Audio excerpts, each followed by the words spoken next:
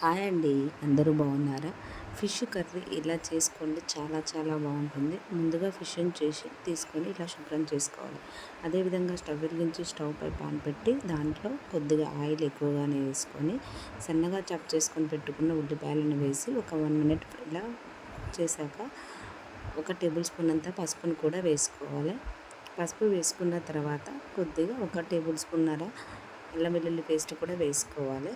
కొద్దిగా కొత్తిమీరను కూడా వేసుకొని మెంతులు, ధనియాలు, జీలకర్ర మసాలాను వేసి 1 మినిట్ ఫ్రై చేసుకొని మిక్సీ పట్టి పక్కన పెట్టుకోవాలి. అంతలోపు మనం ముందుగా ఇందులో కొద్దిగా బిర్యానీ ఆకును కొంచెం మసాలాను వేసి నిమ్మకాయ సైజ్ అంతా చింతపండును తీసుకొని దాని యొక్క రసాన్ని తీసి దాంట్లో కారం కలిపి పక్కన పెట్టుకోవాలి.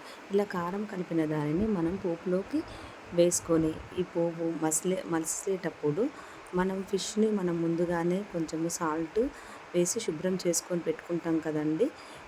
ఈ చింతపండు మిశ్రమము ఇలా మసిలేటప్పుడు ఆ ఫిష్ యొక్క ముక్కలను కూడా వేసుకోవాలండి. ఈ ఫిష్ వేసే ముక్కల వీడియో మిస్ అయిందండి.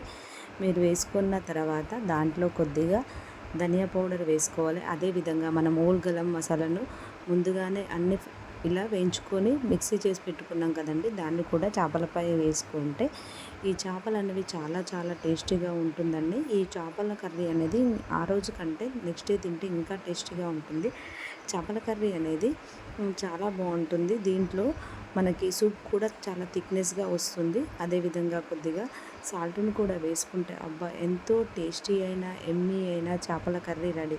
చూస్తేనే నోరూరిపోతుంది కదండి. ఇలా ఈజీగా చేసుకోండి, చాలా చాలా బాగుంటుంది. ఎలా ఉందో లైక్ చేయండి, కామెంట్ చేయండి. థ్యాంక్ యూ ఫర్ వాచింగ్ చేపల ఫ్రై.